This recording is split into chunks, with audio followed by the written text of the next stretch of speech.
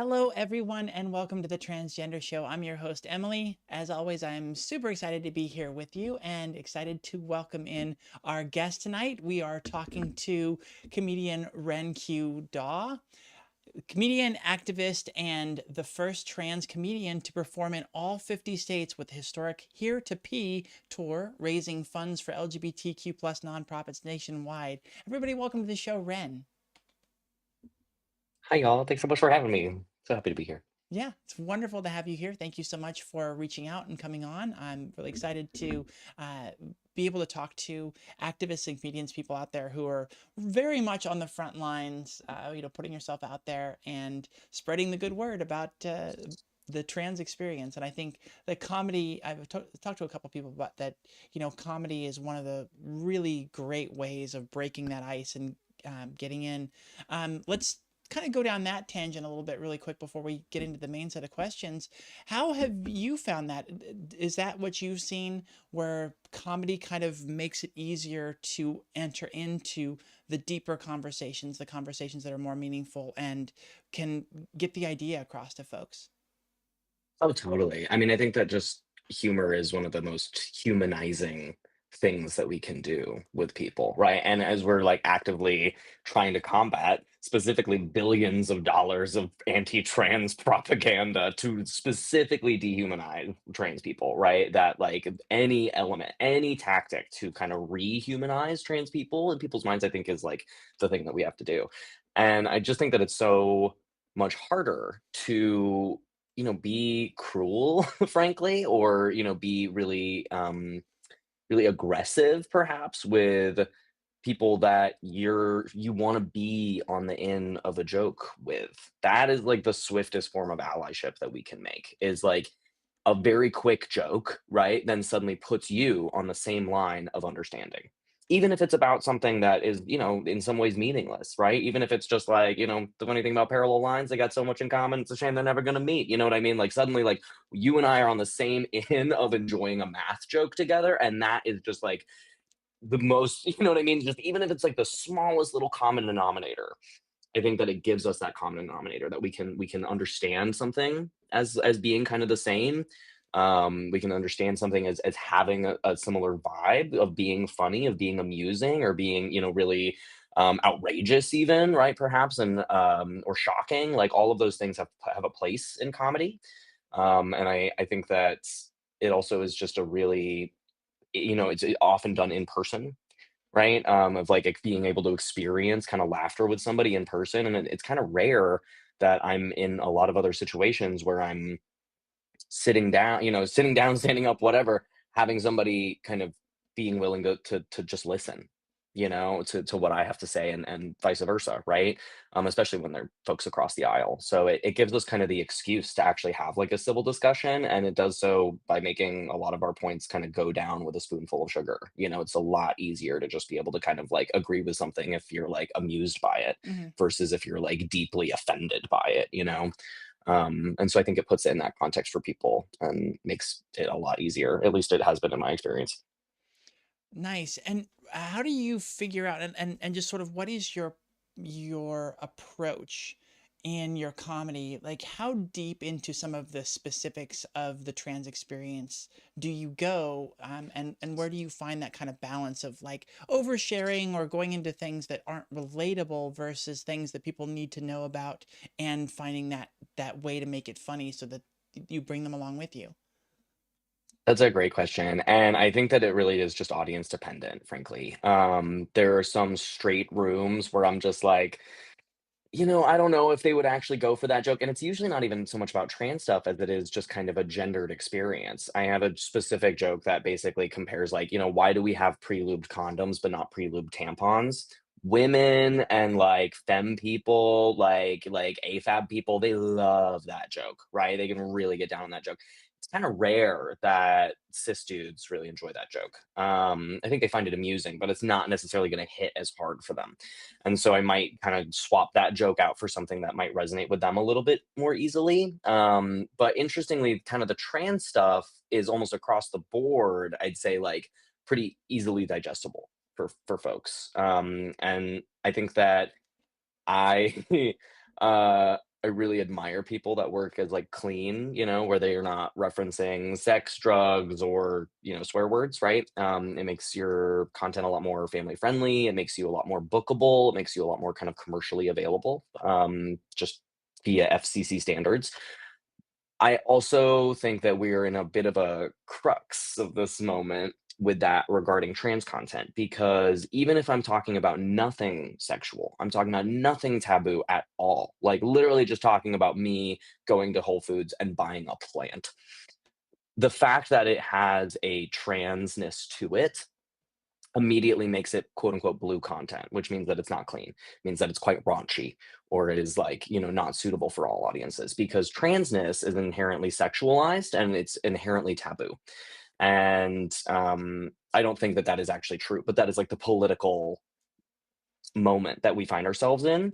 And so I think that there are probably smarter ways to play around it than what I do, but I have found great success in being able to kind of try to play with that dichotomy where can I make the most just silly, like random, like just, I mean, just literally like celery. Can I take celery as a topic and make it just the most raunchy joke, the most dirty blue joke that I can? And then can I take something that's maybe really actually quite taboo, like the size of my clitoris on testosterone, and turn that into something cleaner and make it as clean as possible. So that way to me, there's a little bit of like rebelliousness that helps kind of motivate that and inspire that, I think, of being able to show like your rules aren't really suited for this group.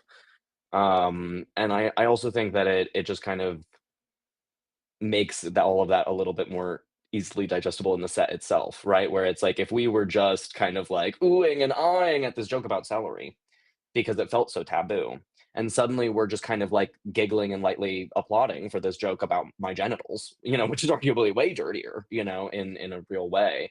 Suddenly the landscape seems to shift a little bit in Mhm. like where our kind of perceived notions of inappropriateness come from.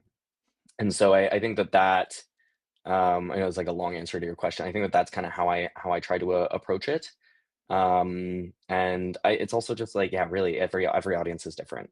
And so paying attention to who your audience is and what they're actually responding to and being willing to kind of talk to them and engage with them, even if you're not doing crowd work. Like I think that just having that attention to them, you're not just Campbell's noodle soup and you're the same every time. Like people aren't like that. And so being able to kind of like register what works for folks, what doesn't, it's very regional. And literally is like venue by venue going to be different. Mm. And so I think that you have to be able to cater to your audience more than any one specific demographic or like concern. Yeah, it's gotta. I have to assume that that's sort of the key to success in something like this. Trying to have a trans comedy tour that is visiting all 50 states and have success in that, you've got to be really good at reading those audiences and catering to them. And I think that I feel like that's where the big challenge comes in. Yeah, you're apt to say that, and thank you. That's like flattering. I would say that Bailey Pope has like a really wonderful perspective around this. She's a fantastic trans comic based in Brooklyn, one of my favorite people I've ever gotten to work with, and she's just brilliant. And she does this really interesting kind of crowd work where it's almost like negging a little bit, where she'll tease them. And sometimes audiences really don't want to be teased, but Bailey somehow finds a way to do it in like it's like even though she's teasing, you can just feel this affection kind of exuding out of her while she's doing it for the audience, and so they play along with it because it feels like closeness, and it feels like they're sharing in something. And the way she tries to put it is like, especially in traveling and doing like regional content, is like, how can I find what is weird about you guys and then be able to share in delighting about it with you. like, "Oh, y'all are weird. I'm weird too. I love that." And that's exactly the approach that I've tried to kinda copy, from her in my own way, right, in my own kinda style, and I've found that to be very, like, successful in being able to moreover just delight in people. I think that comedy now has a reputation for especially in the era of, like, Joe Rogan, Kill Tony, right? Comedy is very roast heavy right now, and I think people think about free speech in comedy as being like, "I should be allowed to be the biggest asshole possible." Um, I don't think that's necessarily incorrect, I think it's incomplete. And I think that, I've been really excited to see how much people enjoy delighting in their weirdness, as much as we've seen them, enjoy ridiculing each other for weirdness. Well, let's focus on our audience for a moment here and dive into our set of questions to find out about your story and the things that they're here to learn specifically about. How did you choose a name that suited you and felt like it fit you? That's such a fun question. I mean, just to be completely candid, so my born name, my dead name, if you will, was Kira, which I hated, and I was so nervous when I came out. I came out in, gosh, 2014, something like that, and was so terrified of my community not accepting me, growing up in a tiny town in West Virginia and my family having a hard time with it. I saw people struggle with names and pronouns all the time, and it was really frightening to me that that would dehumanize me in their eyes if I actually fully changed my name. So I originally did like a soft step, and I went from Kira to Kieran, and I just put an N on the end of it, which I didn't hate. Um, but it wasn't great because then people would just call me Karen by accident, which is just so much like you can't like give yourself a name and then have it be like the most hated name in the United States at the time. You know what I mean? Like it was just a bad move and so much worse. It just gave me so much dysphoria and it was awful. And so I was like, well, never mind. And I basically just went by nicknames for like years, literally 3 years of my life. I basically didn't hear my name at all. And we had some nicknames, some of which were in good taste and most of which were in very poor taste. Um, and I, eventually kinda stumbled on Ren. I don't I it was like it kinda happened in a couple ways where it was like it was close to Kieran, but not, it was all like an abbreviated version, but it wasn't even spelled the same, you know? So that was interesting that it was kind of, like, shortened. I wanted to be a Ben, but I was dating a Ben at the time, and that couldn't happen. Um And so it felt like a nice kinda, like, offshoot from that, and I there was, like, kinda, like, 1 or 2 real moments that, like, kinda sunk it in for me when I actually was like, "Oh, I'll try it out," which was I'd been in a play, it was, tech week, I was exhausted, I went to a coffee shop, between, like, dress rehearsals to go get some coffee, and I was so tired, and the barista was like, "Can I get a name for the order?" And I just kind of, like, blanked out, like, I just didn't even I just, like, couldn't even, like I glitched out, and I, like, couldn't because it had been, like, 2 years of going by nicknames, and, like, I just didn't wanna give my real name, it was just weird, and I just kinda he sees me, like, kinda glitch out, and they were like, "Are you okay, dog?" And I was like, "I'm sorry, I'm in a play right now," and, like, as if that was, like, a good enough excuse for why I couldn't remember my own name, and he just kinda chuckled, and he was like, "A Renaissance man, cool," and just walked away and, like, made my coffee. And then when I got my coffee, it, like, they'll, like, write your name on the side, it just said Ren Man, and I was just so tickled by that because I really felt like my, like, actual identity, while I was still grappling with it as far as my gender, my, like, real identity was kind of in the arts world, and so for it to be on point that way felt really good. The fact that it was almost close to the name that I had tried to choose in the first place and didn't end up liking felt like nice. It just I don't know, something just kind of finally clicked. I had tried on a lot of names. We tried to be a James, we tried to be a Glenn, we tried to be a Anthony, we tried we tried a lot of different stuff, right? And Nothing, it was like people would say it and it would feel like they were saying someone else's name. Like it wouldn't like trigger that response and I wouldn't turn around and I wouldn't, whatever. And I was like, wow, is this always going to be like this? And when he said like Ren man, when like I saw that on the cup, it felt like the way that you kind of get pulled when someone says your name, and you just kind of automatically like respond to it. And I didn't expect that to happen. It was really cool. And I don't know. I really have enjoyed Ren as a person, Mm. if that makes sense. I feel like I got to then kind of pick that name and step into that guy. And I really like him. Ren seems to be very happy and creative and hardworking, and I like all those things. And so, yeah, I think that was like kind of how I came into it.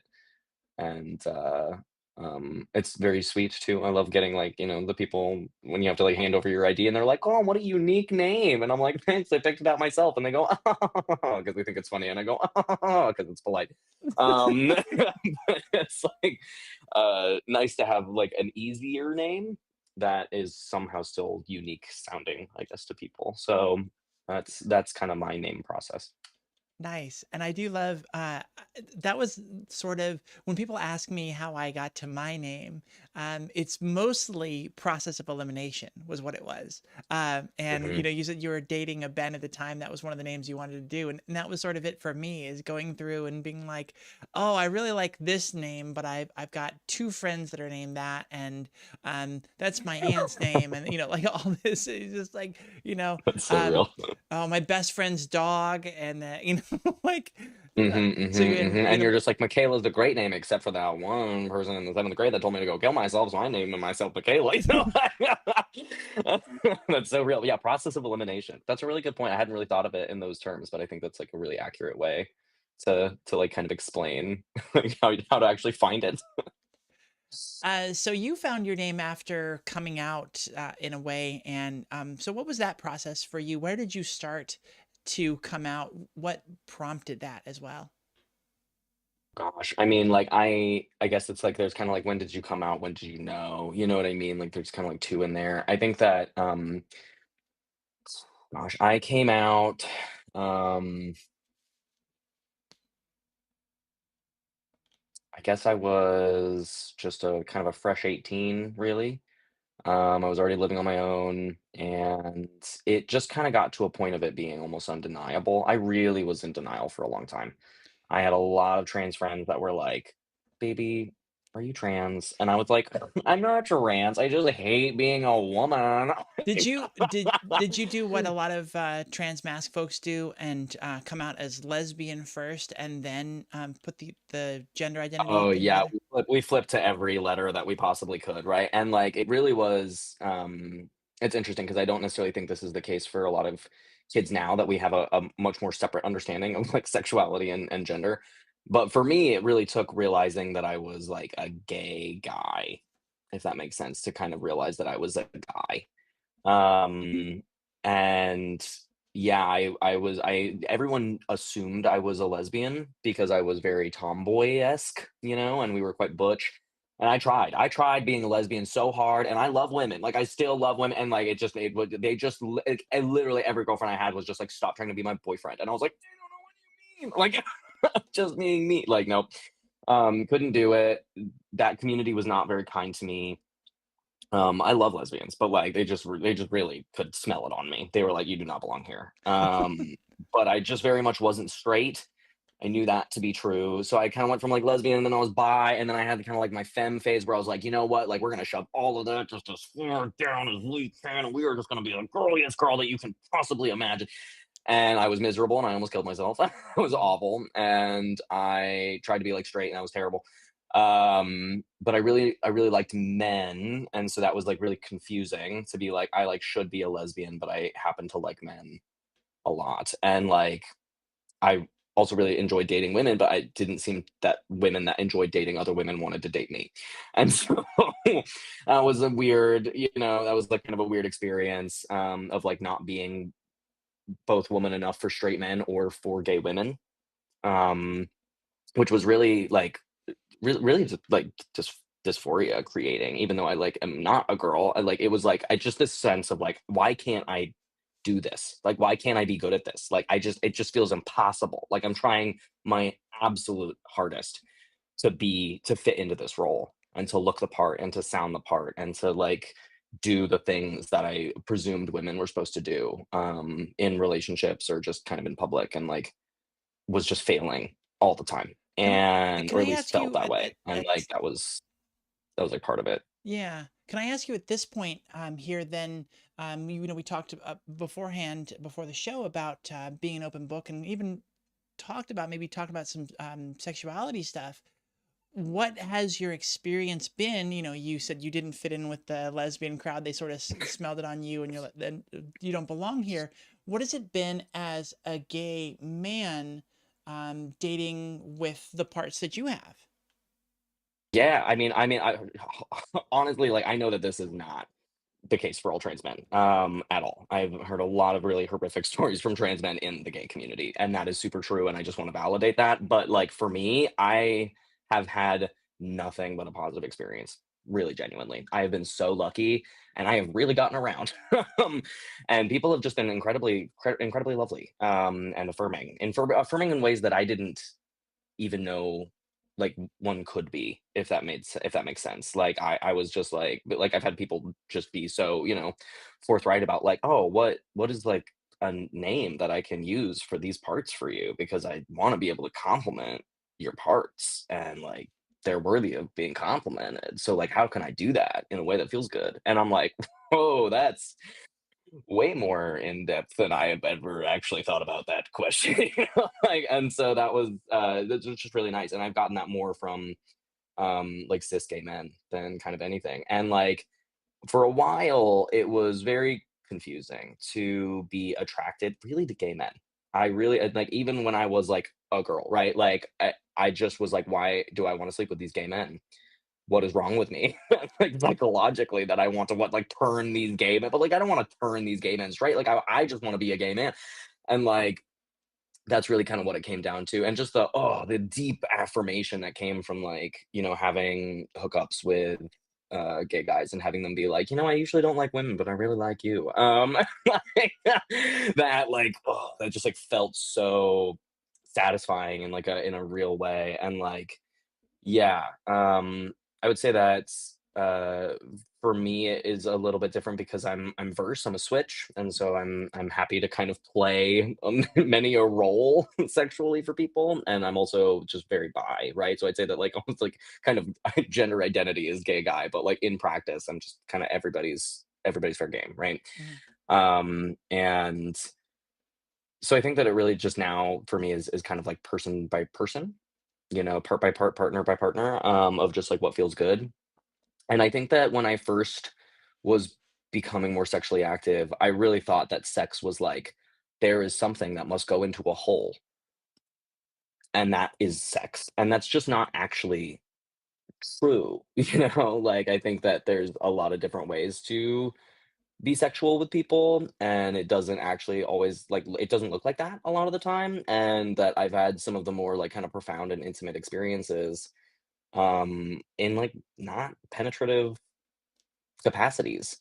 um I've been really lucky with like uh kind of the gay men that have like embraced me in the community, that really even just casually, right, even just in kind of casual capacities of people just really wanting to do well, kind of like in language and in terminology that sounds good, while also wanting to be kind of like fun and taboo and dirty talk.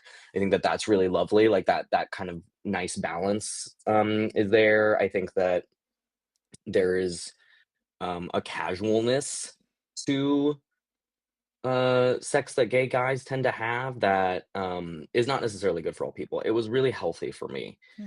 to be able to approach exploring my sexuality with an element of casualness, because it felt so serious and it felt so crushing and it felt so big and important. And to then be with other people that were quite respectful, but also just pretty relaxed, that allowed me to maybe kind of emulate some of that behavior. And suddenly it became a lot more easy to experiment with stuff. Hmm. And then I guess kind of the last note that I would put on that is my current partner. is a cis gay guy from Kentucky. We're married, we're open. I'm totally in love with him, and um, he was just like game changing for me in a lot of ways, like sexually as well. Like having the right partner that is just able to kind of see you as you like want to be seen, as you kind of deserve to be seen, and like that was like, yeah, seeing yourself through somebody else's eyes with love and with kind of the affirmation that you deserve. Like, I think that that was really game changing for me. And I really enjoy that. Like, we've been together for years and we're still kind of figuring out like new ways that we enjoy being intimate with each other, and new ways of kind of like exploring that with each other. And that's just cool and exciting Mhm. that I can like, kind of find new things to do with somebody that way. And also like hormones do change your body. Your body does change. My body is different now than when I started seeing him originally. And so some of that's really great. Like it's just neat to have kind of new things that are available, right? New reach, new level unlocked, if you will. But like also that can kind of come with, dare I say, like complications as well, where I'm just like, whoa, like that is now that no longer works for me because this part of me is now too sensitive, or like, is a little bit like it's experiencing sensation differently. Um, and so that's been like interesting as well. So having somebody that I can like feel comfortable to be able to speak openly to, in the moment, and like kind of before afterwards about it, and then also just like makes a big difference to see yourself through the eyes of others Mm, in a place of like sexiness and a light of respect, and especially in like a frame of love. I think that that like changed sex for me completely. that's great. Going back a little bit though, what how did you figure out, how did you navigate the dating scene? Because, I think for Mm, a lot of trans people, there's that moment of the panic of like, when do I tell a person? When do I divulge the fact that I'm mm. trans? How did you find your way through that? And what did you end up with? What was your main like practice there? That's a really great question, and like a complicated one. I think I have this conversation with trans friends all the time, and it really is like different person by person. Especially for folks that are completely stealth, like like a lot of my like trans women friends and trans femme friends that are very stealth, and they really don't need to tell anyone because nobody would know. Um, and I think that it is both a privilege and a right to disclose or not.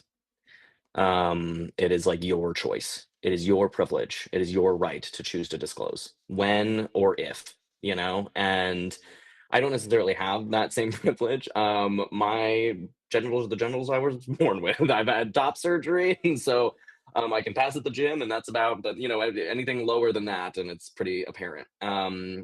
So I guess kind of in dating, I do not feel comfortable being stealth at all. I am like very upfront with it. It is like frankly one of the first things that will come out of my mouth if like that is the situation that we're in, because a lot of my humor and the my kind of frames of mind is almost it's like reliant on that level of transparency, because if not, then what I'm saying won't quite make sense. The jokes that I'm making, the perspectives that I'm taking, I don't think that that would make a whole lot of sense for like a cis guy to be like, oh my god, that underwire bane of my existence. You know what I mean? Like, that's not when it's not sarcastic. And so I think that there's kind of that element to it. And also like for me, I know this is not the case for all trans people. A lot of people find it really amazing and relieving and like relaxing to be stealth and to not be out. It is so exhausting for me to be stealth. I feel like it is just not correct for me. It feels so energy draining. It feels inauthentic. It feels scary. It feels like I'm like trying to like it feels like the same feeling that I had when I was like trying to fit in as a cis woman, right? And like failing miserably and like feeling like, oh my God, I'm just giving all I have to keep up this illusion. And when I'm like trying to be stealth, I feel that. And so I really try to only do it when it's like necessary for like my safety or kind of the safety of those around me. Um, as far as kind of dating, I try to be really upfront about it. Um, I I still struggle with some of that. It's more of a like shame, I think, kind of internally. If I'm like at a bar, and I'm like lucky enough to have somebody come up to me and want to buy me a drink, and talk to me and like be interested in me. Um, I'm like I usually try to just exit that situation and not like follow up in any way. I try to like leave because I'm moreover afraid of like kind of disappointing somebody and like being um yeah, kind of that scary trans, thing that like isn't actually real, but people like, kind of think of. And I've had an easier time kind of coming out to men in kind of sexual or romantic capacities that are interested in me in person. I'll be like, I'm a trans guy. I If you're into that, great. If you're cool with that. If not, that's fine. And I just try to be kind of upfront with it so that way I don't feel like I've sunk in time, Yeah. or wasted their time in a way. I think there's a lot to be said about like, is that transphobic to want to date a trans person or not? I don't know. Frankly, like, sure, either argument I guess could be made. But at the end of the day, if somebody's just not interested, they're just not interested, and I'm not really. I don't want to like waste my energy on being Or upset about it. or theirs, Either way. like yeah, like people have Yeah, preferences and they just yeah. accept that People and are move just kind on. of allowed to want what they want. They're also allowed. I mean, for me, just kind of even being like bipan or whatever you want to call it, like it's just like sometimes it's just what you want that day. I'm like, you're lovely, but I'm like kind of looking for something specific on the menu today. That's just what I'm craving, Yeah. and, like, I think that that's allowed, I think that people should be allowed to have that, and so, yeah, I've had an easier time kinda saying that to men and to cis men actually than I have had with women, just because I've had more, cis women be, like, aggressively upset finding out that I am trans than I've ever had with men, which is interesting, and I think that part of that is more over homophobia than it is transphobia.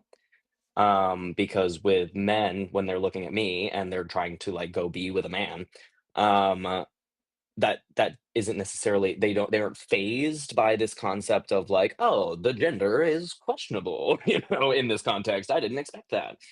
But with women that approach me, they're often straight women. And so suddenly they have to kind of like they have to have that kind of moment with themselves about like not just like, ooh, this person's trans. It's more over what it's reflecting on them Yeah. and the fact that like they have to kind of confront if that feels heterosexual enough for their identity or not. And um, I'm queer, and so I think that if anybody sleeps with me, it is queer. I think that that can apply to like trans people in straight relationships as well. I don't think that me sleeping with a like like a trans man sleeping with a woman is just necessarily inherently queer. I think that it really just is based off of that those people and their identities and what they're seeking for in the other person. But yeah, I'm a little bit more wary about doing it with women because about like kind of coming out to women in that capacity, just because I know that there's that extra hurdle that they Mhm. might have to confront, and I don't want to necessarily be in that moment with them. Um, yeah, because I think that that's like a vulnerable moment, and sometimes people react really strongly to it. Um, and yeah, that to me immediately puts me on edge and out of like a flirtatious headspace. And so I'd say that that's something that I'm still trying to kind of like process through and like would love to be able to do more like internal work to be okay with it. But yeah, I would just candidly, that's like where I get that's where I'm confident about it, and that's where I get spooked about it and how I Mhm. try to navigate it. You mentioned that your early transition, your early part of your story was difficult. Who was the hardest person for you to come out to at that point? Who was the hardest person, the hardest conversation that you had in those early days? Gosh, that's such a good question. There were two people that really were difficult. It was my partner at the time, um, which makes sense because that's like an intimate thing. Um, but moreover, that conversation was just difficult because I think I experienced kind of a quintessential thing, which was that, like, I was like, "Are you still gonna love me if I do this?" And their reply was, "I don't know." And I think that that is both heartbreaking and also just, like, really honest. That's just really true. And I think that when we, as trans people or otherwise, just as people grow and change, um, that is the fickleness of love. And your transness does not actually make you less lovable, but it is going to almost guaranteed change kind of your like social or intimate relationships with people because you are changing, and like that change is a good thing, right? I'm very glad that I'm not with that person anymore. They're a lovely human being, and I'm just glad that we're not there, right? So I'd say that that was a tough one because it's always scary to go into a situation where you're not sure if it's not so much that if you're lovable or not. I think that that's kind of undeniably true. Like you're going to be lovable no matter what. You're going to be lovable if you were a caterpillar on a stick. You know what I mean? It doesn't matter. Like you still really are going to be lovable, but can my current community hold that love for me through change? And I think that that is something that transness highlights. It's not necessarily just kind of like that's not just isolated to the trans experience of change, right? Mm, So I'd say my partner was the big one, and then my mom, and that one was really really hard just because she did not react positively. She is very on board now. She's like patron saint of trans men. We always have like 3 trans men at Christmas that my mom has just picked up off the street, basically, and it was just like, "Have you met?" And, I love her for that. I love that, she is an old dog that is very committed to learning those new tricks. But at the time she did not react positively, and it was really hard. I knew that she wouldn't react well. I kept it a secret for a long time. I was on testosterone for months before I told her, mm, and, um, I think the really hard part about it was that, like, she was reiterating a lot of really negative rhetoric, um, that I also could tell was coming from a place of love, and that is so hard. When someone is kind of spouting hate at you because they're scared and concerned for you because they love you. Like, that was so hard to, like, kind of not have the support as my mom's son that I wanted and deserved because my mom was also grieving the daughter that she did not have anymore. And that's just real.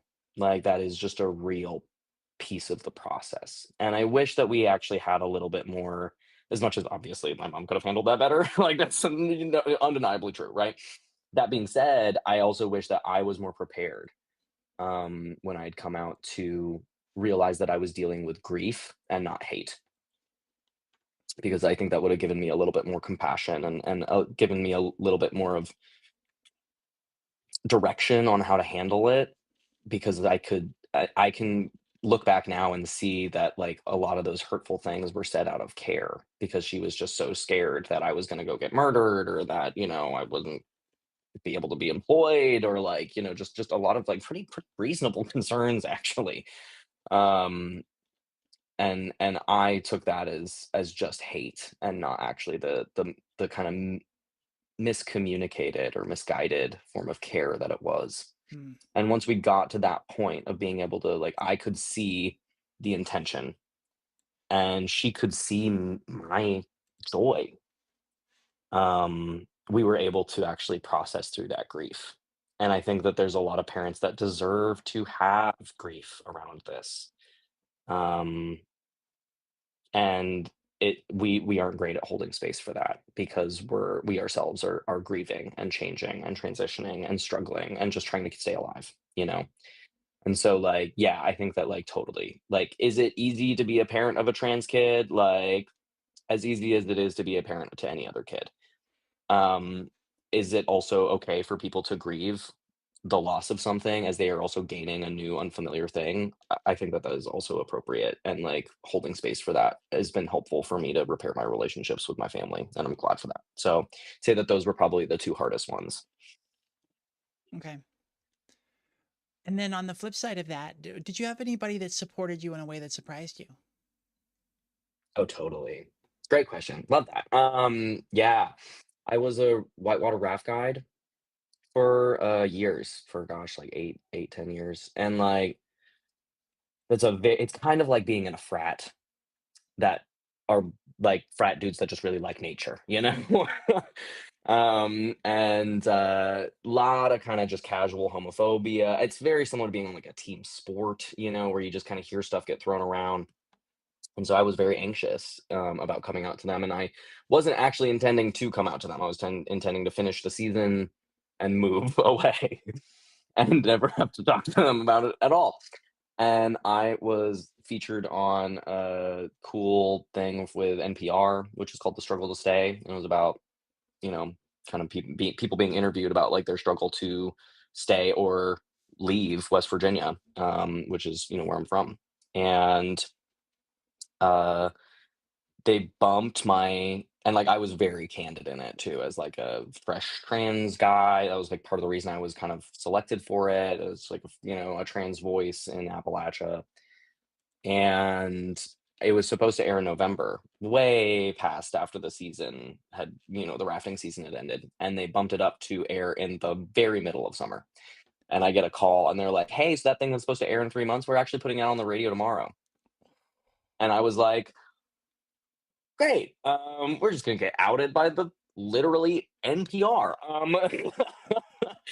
And so I like kind of convinced myself like nobody's gonna listen to it. Nobody's gonna know. Nobody knows that that'll happen. Like nobody will notice. And as I like get this call and go into work that day, my manager at this rafting company runs up to me and he says, "I just heard a preview on the radio that you're going to be on NPR tomorrow, and I told everyone." Oh, of course. And I was like, "Cool, cool, cool, cool, cool, cool." So like I have to figure this out right now. And so I made like a video coming out and I like posted it on the internet and was like, cool, hear it from me before you hear it from NPR, I guess. Um, and I walked into work the next day and it was like still yet one of the most like baffling kind of images in my memory is like seeing all of these like big buff people that I worked with, because everybody has to be like, tough as nails and super strong, and you're, doing physical labor 16 hours a day. And I see everybody in their gear just clock that I had arrived at work and they just start sprinting towards me. And my immediate thought was like, oh, I'm about to get killed. Like I'm literally about to be beaten to death in this parking lot. And everybody just like tackle hugged me as like a group. I'm like almost like tearing up talking about it. And I was just so surprised and like touched that that was their response. And they were like, it very affirming in their own like kind of dude broy way as well of just being like, you've always been a dude, dude. Like, and very, very sweet. And like raft guides are very specific breed of people and like they're very problematically loyal people as well. And like that was so touching to have like kind of my first really stark allies be my coworkers in that way because they were like truly just like if anybody gives you a hard time like tell us and we will take care of it. And I'm just like okay, thanks guys, easy. But I was so surprised. I was so surprised that they were as supportive as they were, and I mean, gosh, it wasn't not necessarily all of them, right? There was a few that certainly did have a problem with it, and like I didn't ask. I was just really trying to do my job. I really was just trying to kind of get through, And I remember coming in, one day, like a month later, and two of them had gotten in a really intense fight the night before, and it took a lot of digging for me to kind of find out that they were very much fighting about me, because one of them had, like, called me a name or, like, a slur or whatever, and the other one, John shout out Jonathan Ford, love you, Jonathan Ford, stood up for me, and they literally got in a fist fight over it, and, like, obviously, I don't condone that behavior.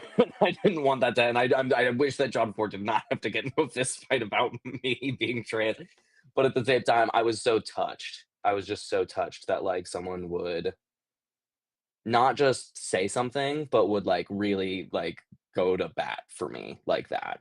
Um, yeah, and gosh, we're talking, like, this is 2015, this is 2016, like, Trump was getting elected right now, you know what I mean? Like, it was very much a sketchy time, in general. It very much was not necessarily like, trans athletes were not in the public eye. There was no support there, in kind of that national sense, and so Mhm. to see that in such a dude bro field, um, both as a group and kind of on those individual levels was really touching and really surprising.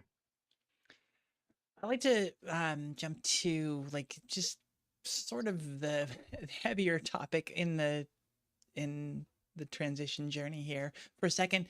What was the most difficult part for you, both emotionally and then physically? Of, like, transitioning in Yeah. general, of, like, coming out, like, um, the most difficult part, gosh, um, I really do think there was, trying to, like, put this into words, kind of just this sense of, like, I think it was, like, unpacking these elements of your personhood that transness brings up. It's not necessarily the transness itself. It's it's kind of showing these other elements of you that could very have easily stayed buried until the day you died. But you're doing such an intense thing that requires so much introspection and kind of demands it from you, um, that they would get pulled up. And so I'd say it was a lot of the other baggage that transness kind of pulled up for me in coming out and transitioning and being like, well, now I have a six pack. Why don't I love my body yet? Why do I still hate my body? What is that? Is it not actually related to how I look? Is it related to how I feel about myself? Which is easy to say now, but in the time, that's such a difficult point to get to, and similarly of just being like, why do I not like myself?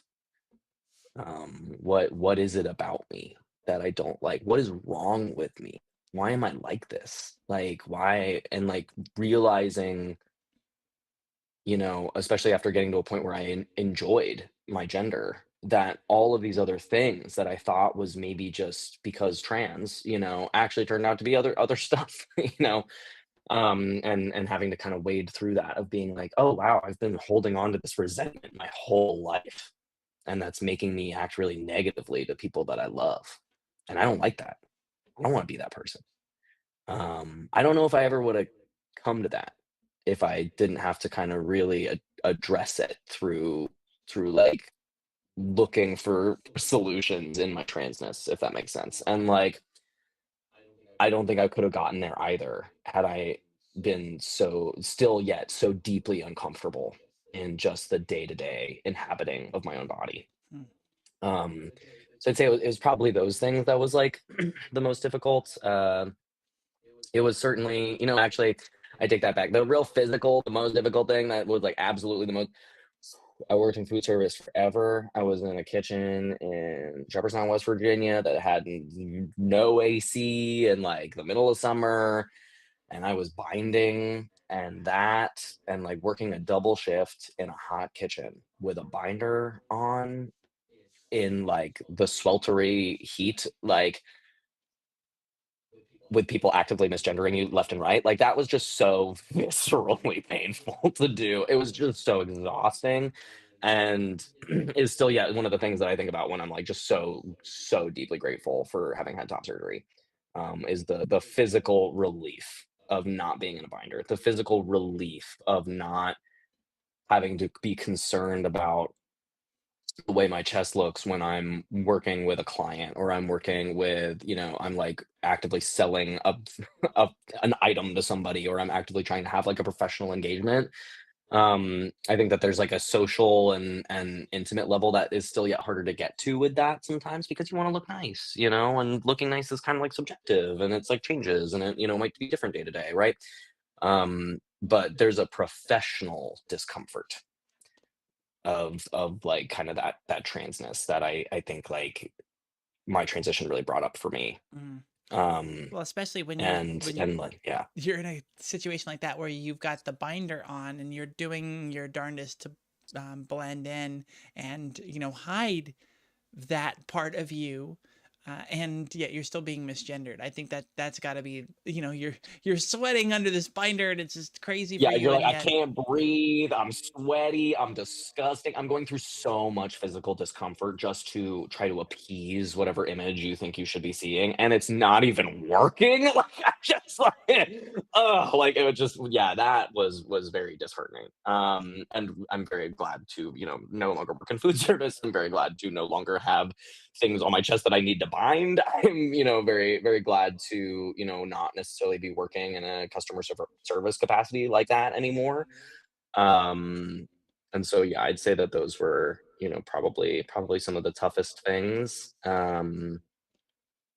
And with kind of to piggyback on that, um, the to both of those things of kind of like the internal stuff that like transition brings up, as well as like that professional discomfort that dysphoria can create as well, is like moreover the idea that you should be or look a certain way. Um, I that is so hard to like walk that line of like understanding that like I desire this and I'm going to pursue it, and that is like life-saving gender affirming care, and I'm so grateful that I have it. And also, like I will give like hair as like an example. I have a lot of preconceived notions, especially from being like raised and like socialized as a girl for so long, that like my hairline is like deeply important to my attractiveness. And I've been on T for 10 years. My hairline is very much like we have a very acute widow's peak, and may lose our hair one day. Like that's just a reality. And having to kind of get comfy with that and realizing that like, oh, I'm coming with this preconceived notion that like I should have hair. Um, and maybe it makes me dysmorphic to not have hair, but it doesn't actually like make me dysphoric, if that makes sense. Where it's Mm, like, oh, this like I could like maybe want, to like do this or like be a little thinner or be a little thinner, but have a little more hair, whatever that looks like for you, right? Um, or less hair, right? But like I think that it's more over like trying to actually navigate like what is my preconceived notions of what I should look like to be attractive and what actually feels like me and feels good when I'm that inhabiting that skin and then like perceived that way. And I found that like feeling like I'm in a healthy body is way more satisfying and sustainable than looking like I'm ripped. Right? I feel like I should look like I'm ripped, but I actually am like a happier, healthier person when I just know that I'm in a healthy body. Those things aren't necessarily like, like you can have both, right? But I think that it's really about like the place that you're coming from with it, especially when critiquing self or perceiving self of like what should be there, based off of like kind of these other preconceived notions versus like what feels good for me to see on my body when it's actually there, mhm. you know? Um, yeah, and that's really tough. That's really like sticky shades of gray to be navigating when you're dealing with like concepts of gender and then your actual kind of like expression of gender that feels good. Yeah. So how far along would you say you are in your process of self-actualization, of getting to that, whatever it is, ideal version of yourself that you had maybe setting out when you were starting your transition? Yeah, it's so interesting to ask this. I just got to celebrate like my 10 years on testosterone, and I'm now 8 years post-op as well of my double mastectomy. And I don't really think that I want anything.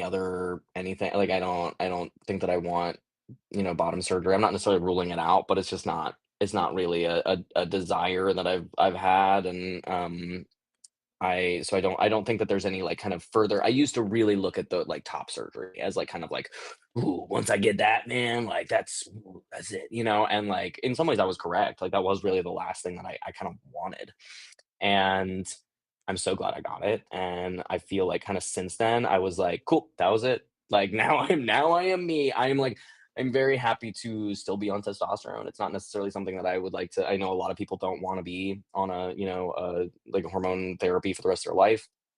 Totally respect that. I am so cool with being on testosterone for the rest of my life. I would like put like I will like be on my way to like the casket and be like, "Do you have my testosterone back?" Like, like I am so happy to be on it for the rest of my life if I can be, and if my health allows me to be, because like I really do feel like kind of mentally it does a lot for me, almost more than just like physically. Sure, there's stuff about my body I wish I could change. I wish I had a six pack. I wish I had a beard. I don't think I'm ever gonna really. I have like some scrub, but I'm blonde, and so it doesn't really matter how much of a beard I grow. It just kind of looks like a thought bubble clinging to my face, and I just have to get okay with that. Like that's just kind of what it is. And I'm still so grateful for like the facial hair that I do have, and I'm very grateful for like the voice, that I've kind of gotten from testosterone, and the kind of vocal range change that I've gotten. So I'd say, all that to say, if like how far along am I? I would say, I'm about like 10 years on of kind of like medically transitioning, about 12 years or so of kind of starting the social transition process. Um, I think that I've known, if you will, that like I was trans from a very, very early age. So that feels a little bit like a different kind of timeline. Um, But yeah, I would say that those are probably the milestones for me. And yeah, I don't know. Now I'm just kind of happy. It's interesting how like when gender shifts, our standards of self shift as well. Where like now I'm like in some ways a lot less critical of myself physically than I used to be, just because I'm like kind of passing, and I like the way that I like feeling like, "Oh, I look like a guy, and I, like, feel like a guy," and, like, because of that, suddenly I'm like, the thought of being kind of an old bald man, not actually that unappealing." That's fine. I could get down with that, and that would be okay, whereas, like, I think that previously the concept of, like, even smaller minutia around, like, aging, was really scary and upsetting, and something I would wanna change. Yeah, I think Yeah, that's I a think the only other maybe, like, gender affirming procedure I would ever maybe get is a hair transplant, but even then, I'm just like, "Oh gosh, that sounds like a lot." And I still have hair, so it's like, we're certainly not there, but, like, yeah, that would probably be one of them. Yeah. yeah, and I just think oh, my sick brain isn't working very well. What was I going to jump in on there? Oh, a lot of the folks, especially that watch this show and get a lot out of it, are looking to transition, are early in their transition. And I think, Mhm, one of those things that was early for me in trying to accept and come to grips with the fact that I was trans and really believe it, and move forward with confidence through it without second guessing mhm. myself too much, was the thought of growing old as a man and how gross that felt in my brain versus growing old as a woman. That was an odd one to come across, to just be another uh, point of realization that no, this is really the path for me. It was totally the thing that actually got me over the hurdle, if you will, of, like, kinda making my medical transition happen, was that exact feeling, because I, um I really was debating whether or not to go on testosterone and to, like, kind of really, like, commit to this in a way, or if I could kind of wade that non-binary line forever, which, not accurate, right? But, like, it wasn't making me happy either, wasn't really doing it for me, and, um, I had this nightmare, and it's so funny, like, saying it out loud, it sounds comical because, like, it is, but, like, it felt like a nightmare, like, it was, I was in a panic, like, I had a dream that I was like a blonde 35-year-old mom and I had 2 kids crawling all over my body and going like, "Mommy, mom," and I had to do like this like nice husband with a briefcase come home who's like, "Honey, I'm home." And I like woke up and I was like, like in a cold sweat. And literally that morning I made the call to Women Walker Clinic in DC and I like literally got the appointment to go get testosterone. I was like, no, I can't, because I was so scared about the unfamiliar, and all that entailed.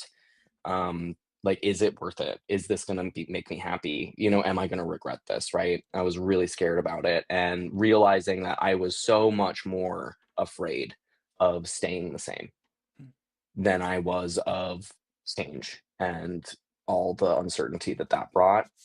And that really helped get me over the hurdle of like the fear that was in my way of kind of pursuing a life that has made me very happy. mm. So yeah, no, I'd say that the age thing is a real good one to be like, can you imagine aging gracefully in either of these capacities? And maybe that's giving you a hint. Yeah, absolutely.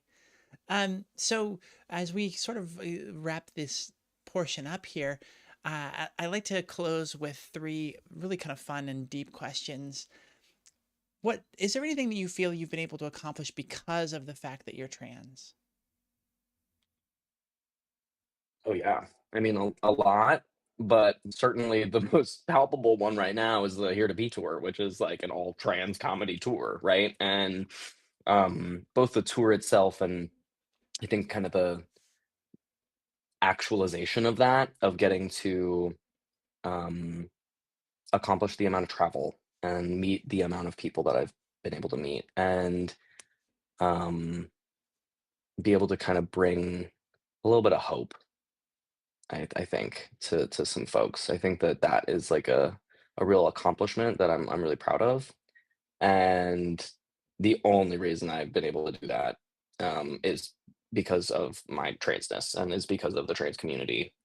And that seems really, that to me, I'm just like, man, that's like real, that real has really felt like a purpose. It's like been a real motivating thing for me. And I think that a lot of the education and the conversations that I've been able to have, and yeah, I'd say that a lot of my success is actually because of my transness and like my transition. And not just because of like, DEI industry or whatever, but like moreover because of the perspective that I think transitioning has brought me, and the community that it's brought me, and also just the confidence to believe that I could do something. Like, it's like the people that are like Olympians also have to believe that they can be Mm, one day, right? yeah, And I think that transitioning kind of inherently gives you a sense of like, you really can do that. You really can choose this and make a big change. Like, you can just decide up and decide one day, like, I'm going to be an opera singer, and like just work your ass off and do it. And like I think that like transitioning, which feels like such an impossible feat yeah. at the start, of being like, can I just literally change my entire life? The answer is yes, and you can do it joyfully too. And I think that that is like a, a real accomplishment as well. So yeah, I think that I like a whole lot. That the end of that sounds sort of like the answer to this next question. So if that is, then we can move on. But let me know if you got something else. What is your favorite thing that you've learned about yourself or the world around you through this journey? Mm, um,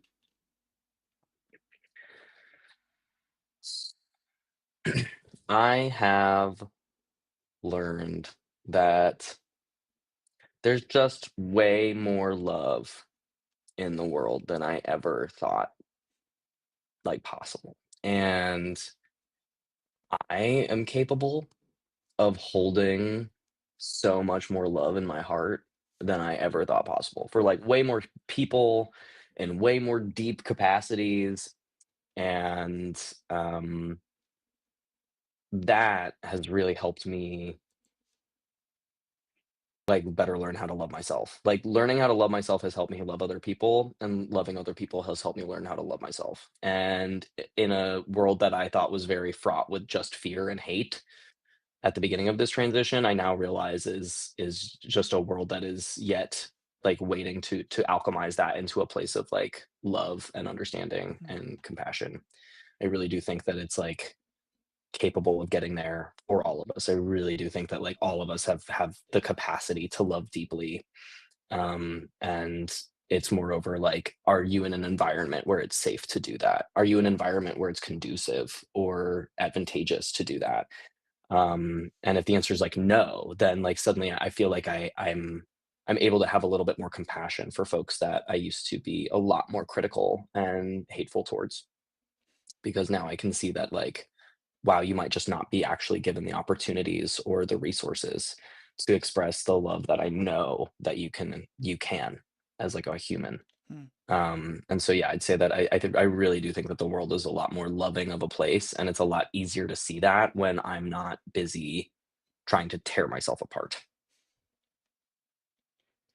And finally, what advice do you have to pass on to young or closeted trans folks out there? Um, it is okay to be in the closet, but also um, the people that are looking for you, that are just like desperately looking for you, can't find you until you're kind of honest, and authentic, and like expressing that in a way that is true. Um, I don't think everyone needs to be out in a very extreme way. I don't think that that's necessarily necessary. And I think that there's a lot of empowerment to be found in, if you authentically feel that being stealth is ideal, or being closeted is just what needs to be, for you right now. And that is okay. So without placing shame on that, I also would just say like, never would have met the love of my life if I was still just pretending to be a cis woman. I never would have met my best friends that I've ever had in the whole world if I was pretending to be someone that I'm not. And they wouldn't be able to love me as thoroughly or as well as they have without me giving them that opportunity to see me. And so there are people out there, they are looking for you, and they can't find you if you're not giving them the opportunity to. And so I would just kind of encourage younger folks, closeted trans folks, like, your brain is lying to you. You are very lovable. In fact, you are almost more lovable the more true to yourself that you are. And giving other people the ability to find you, that need you, um, that's worth it. It's worth facing the risk. It's worth approaching and confronting the fear, in order to find those amazing people, and to kind of find the love that's like in you, that like really wants to come out. Well, Renq Daw, thank you so much for coming on the show and sharing your story. Y'all, you can find him at Renq Comedy pretty much everywhere. Again, thank you so much for coming on the show. Thank you so much for this. This was wonderful, and also just like thank you for holding the space for the community. Absolutely. All right. That is it for our edit for the that portion of the show. We're going to take a break, come back and talk more about comedy. We've got about another hour left, so stay tuned. We'll be back in a little bit. What advice do you have to pass on to young or closeted trans people out there? And this is probably cliche to death, but I have to say that you have to do what's right for you at a time that's right for you. No one else can make that decision for you, and no one else can push you into something that you're not ready for. You can't live your life to make everyone else happy all the time, because if you try and do that, you're going to fail. You're never going to make everyone happy. I think getting a support network and at least telling a few close friends is huge. It's so huge, because those feelings of being alone and not being seen be really devastating. having the support of a couple of really close friends or family members or whoever you trust is just absolutely huge. Just find anybody to talk to that you can about this. If you feel like you're trans or you might be trans, or just find somebody you can confide in. Having a group of friends, no matter how small, or somebody that can back you up and lift you up during it will mean the world. Because at first, everybody is scared. The more you go out, the more you build your confidence in yourself, the less it'll affect you.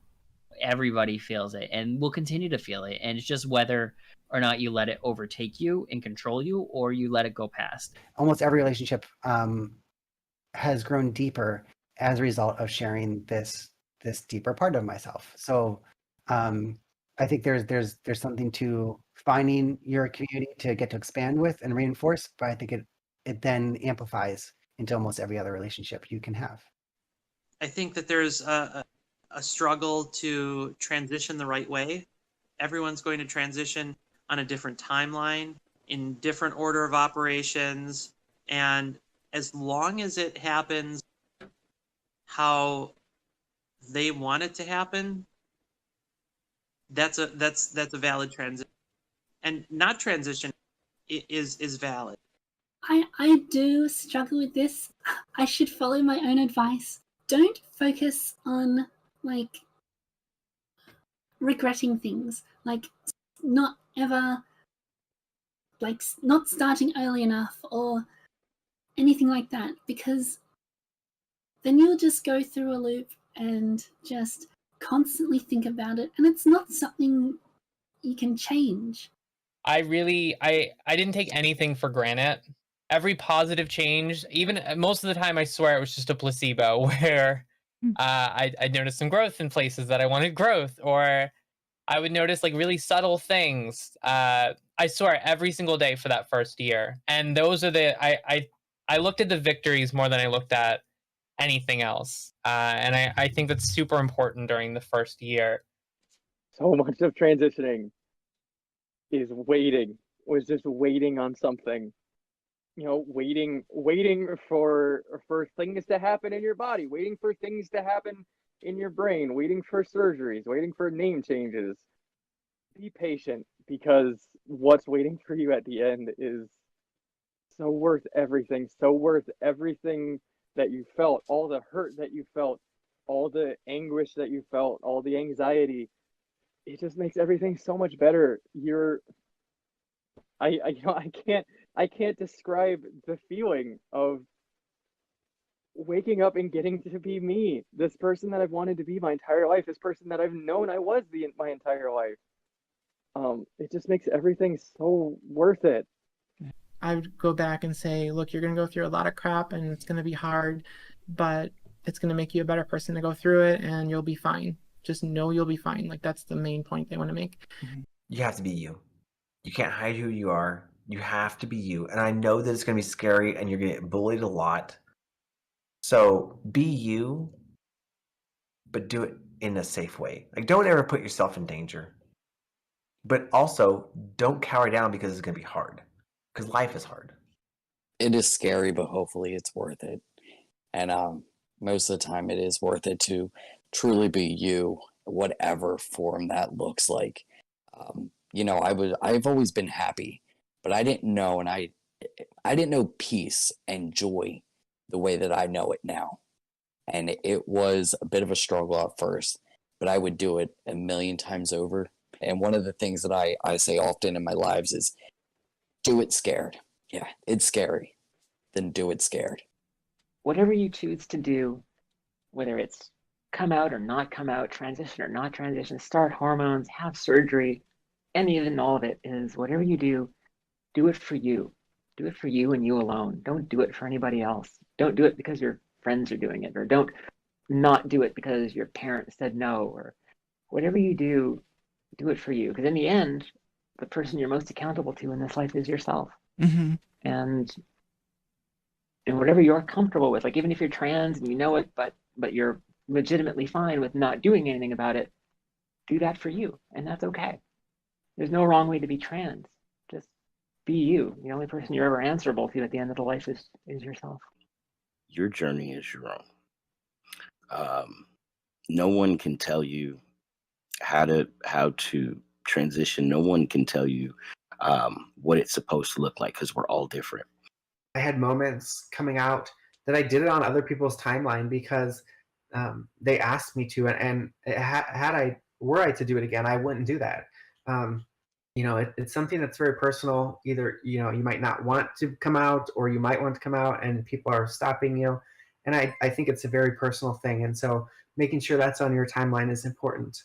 You need to always ask questions about who are you, and is that really you, or is that something that has been manufactured for you and you have just latched your identity to that?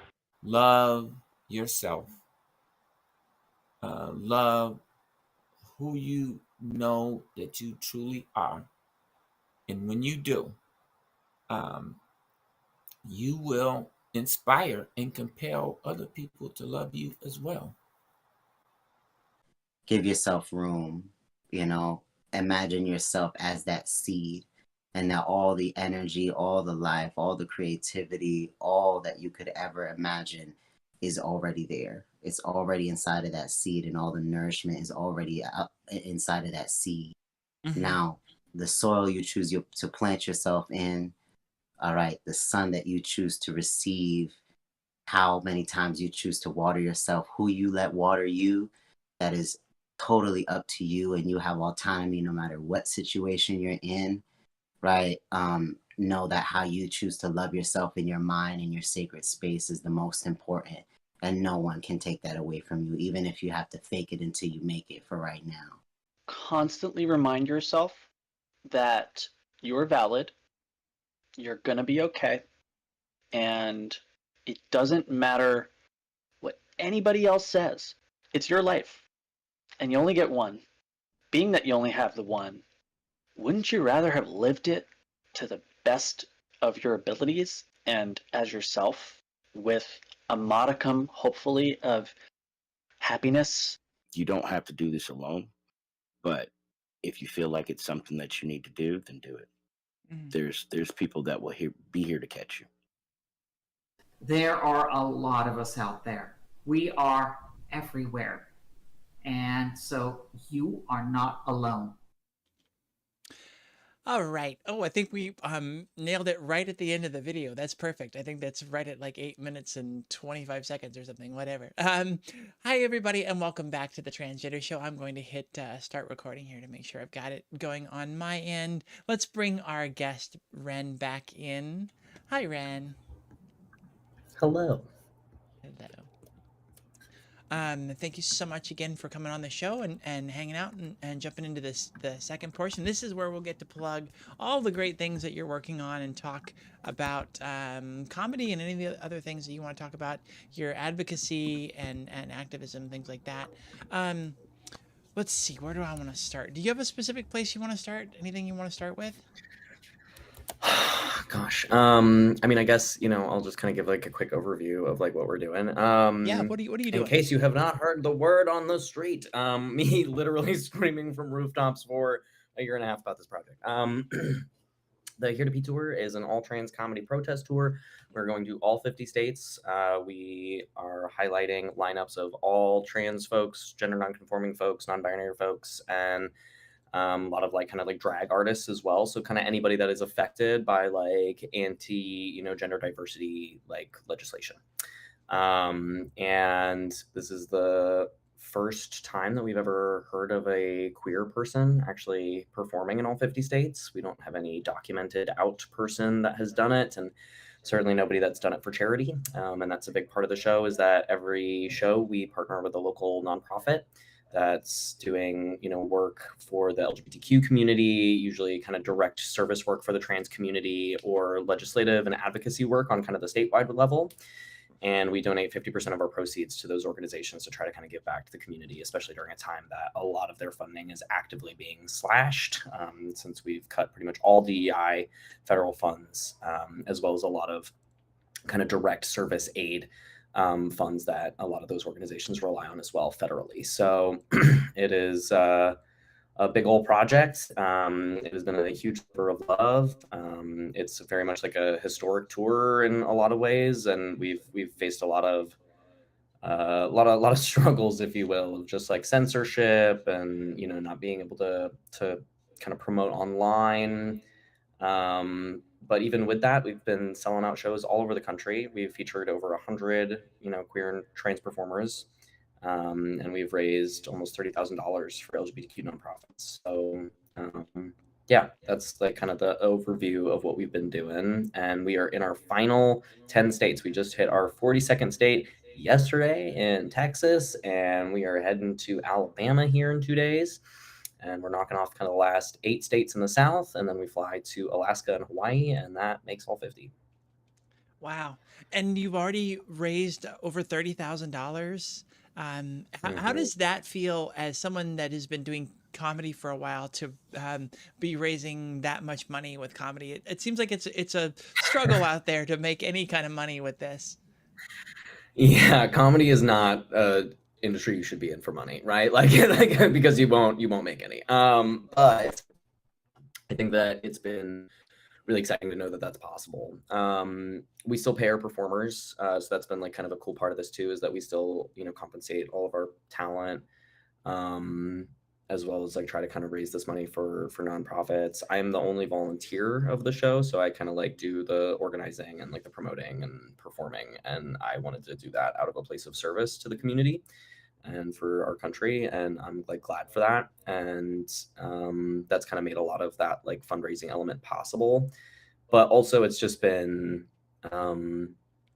really, it's both heartbreaking and heartwarming to see how little can go so far, as well, because like both for us as like kind of like performers, right, and just kind of like making it work and being able to be like, well, I have $400 for housing for a month, and so I guess I'm gonna like sleep in my car. And a lot of people like then kind of jump in and they're just like, oh, like we'll put you up and like make sure you have food, and like just it's been very, very community oriented, and it's been a real blessing. And then also with the nonprofits doing this work, gosh, like we had a lot of shows that are like it's not necessarily a huge turnout, and we're usually able to donate maybe a couple $100s, but that's not a whole lot, and in like the scheme of things, like $300 is only $300, right? And I remember this one show we had in Columbia, South Carolina, and we partnered with the Harriet Hatchett Center, and a wonderful organization. They're doing so much for the community, and they like wept afterwards when we like told them how much we could give them, which was $300 basically, and in like tears of joy, to just be like, you have no idea how much that'll like I'm literally I'm such a crier. I like literally tear up talking about it, because like it's just so real, like how much that they're like kind of doing for the community off of so little, off of just a shoestring budget. I mean, they're doing clothing exchanges, they're doing like food security stuff, they have pro bono lawyers that help people kind of navigate their paperwork as far as like gender marker changes or name changes. They have support groups, they have like community events, they do protests, they do advocacy and stuff. It's a lot of mutual aid. And the fact that like $300 made like such a difference to them as like a donation when they're doing all of that work, like just it really made me quite motivated to do this in like a volunteer capacity, and to do this in a place of service. And yeah, and so it's like it's interesting, right? I'm like shocked that we've been able to raise that much money. I'm shocked that we've had over like 3,000 attendees see this show, which has been amazing. Like what a dream come true, right? And then also it's like kind of disheartening, because like God, Chapel Roan can blink and donate $3 million like it's nothing. Name any pop star that that's in the public eye that is actively in support of queer people, or is like actively standing up for like their their community and marginalized groups in America. And like, what are you doing? I am nobody, and I am able to like pull together every ounce of like wherewithal, and like every contact I have, and like every everything, like, and like I'm able to raise like tens of thousands of dollars, right? And like one show and still pull a massive profit. And so it makes me a lot more like, in some ways, kind of judgmental. It's like, as much as it is like disheartening to be like, well, Chapel Roan could do that, but like, I can't wait for Chapel Roan to do that. I have like, we can't wait for kind of these people in power, in positions of power, whether they're, you know, people that we admire or people that we despise, you know, we can't wait for them to make the change. Like, we have to do it. Right. And also, a lot of our attendees probably couldn't have afforded to go to a Chapel Roan concert in the first place. You know, like, they can't afford a lot of that anyway.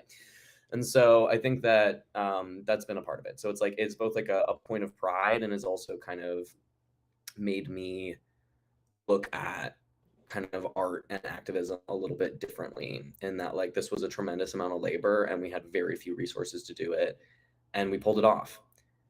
And if that's the case, then what are all these people with all these resources doing? Yeah. And, you know, what, like, how can we better encourage our artists and our icons to bring positive change? Well, I think a good way to do it is leading by example, right? You show them how to do it. So That's certainly the hope, right? But also, it's been really cool to like kind of see how artistically folks are navigating this climate, right? We've featured a tremendous amount of, you know, like literally like over 100 trans and like genderqueer performers all over the country. And couple things on that. First of all, gosh, we really are everywhere. We really are in every nook and corner and cranny in this country, and I love that. That is very heartening to me. And also, we're doing great work. People are really metabolizing the traumas that our community are going through in really innovative ways, really, really brilliant ways, both in like kind of comedy, in drag, in burlesque, in poetry, in song. We had like musicians, you know, on this show that are like, you know, cool like rock bands in like Atlanta, and like, you know, we had like, gosh, I mean, places that, you know, a lot of folks would be like, oh, aren't you scared to go those southern states? Aren't you scared to go to that red state, you know? And I would say, honestly, one of the only states I was really scared to go to was Wyoming. And we were in Casper, Wyoming. And I remember it was like early on. It was like one of our first shows too. And we pulled up, and I remember seeing our like drag artist walking down, like, here I am, like a white guy shaking in my boots about being here and being trans, and like down the road comes like this like full beat face drag queen in a big fur with a nice, like, you know, got a massive boa, just like looking incredible, you know, so overtly queer. And it was just like a regular Tuesday for them, you know. They were just kind of like walking down, they were like ready to go.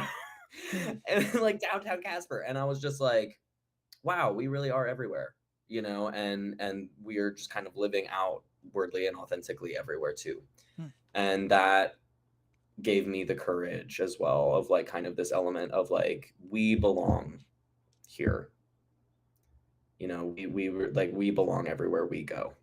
And trying to ban people from public spaces is moreover to kind of, I believe, like keep us fighting and keep us thinking that we don't belong, and that we need to be small and we need to be quiet.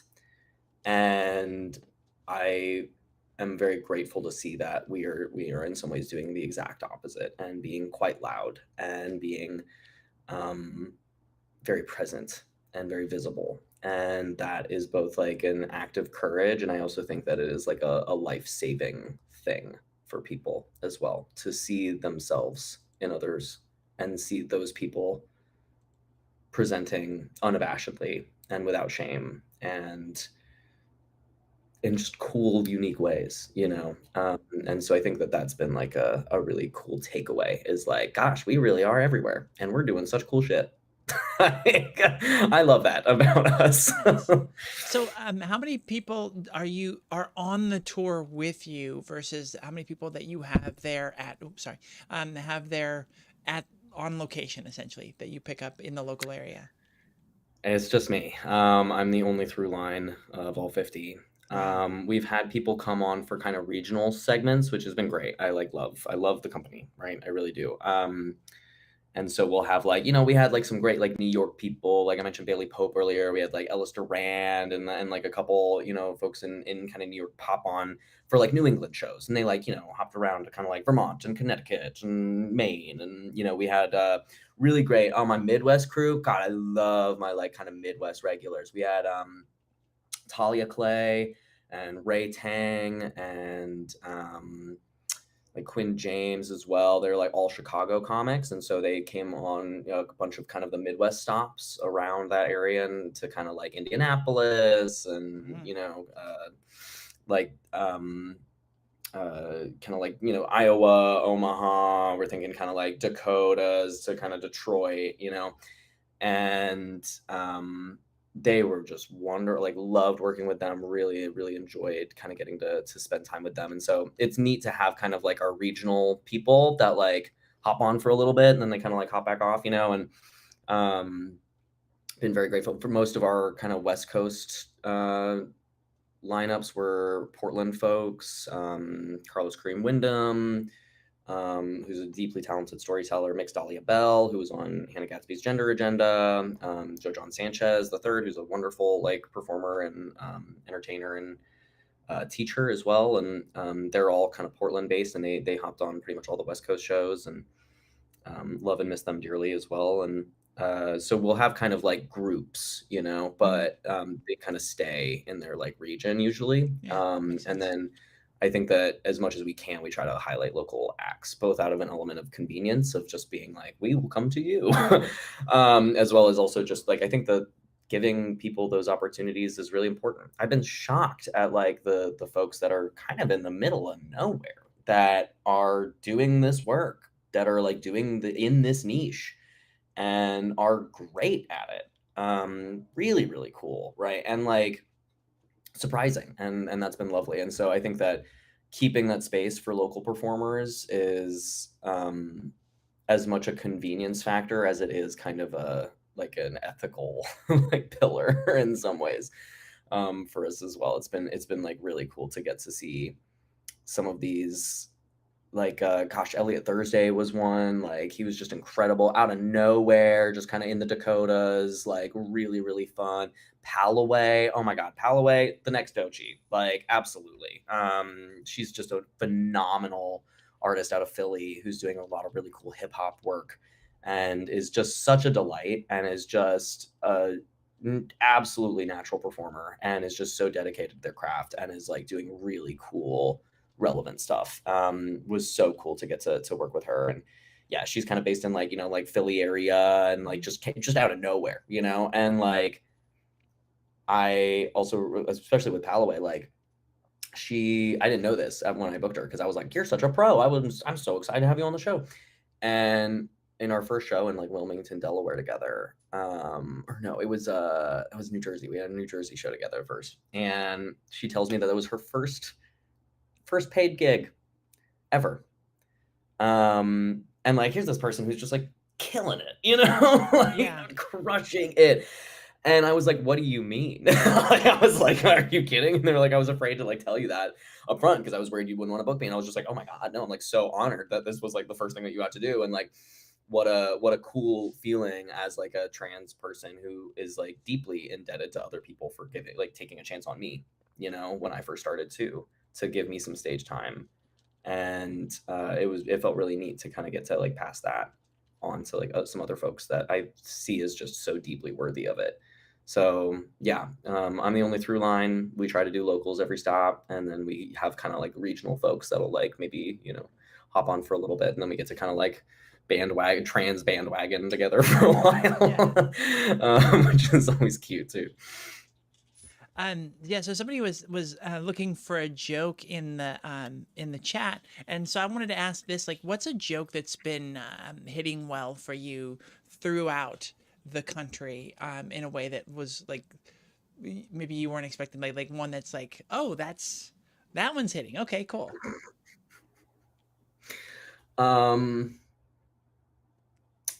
When I wrote this joke, I was like, there's no way I'm going to be able to tell this in front of certain crowds. And I am shocked that this joke has yet to not land, like knock on wood, right? But like, it's like, it just I'm shocked that it has worked kind of everywhere, which is really about pubic hair.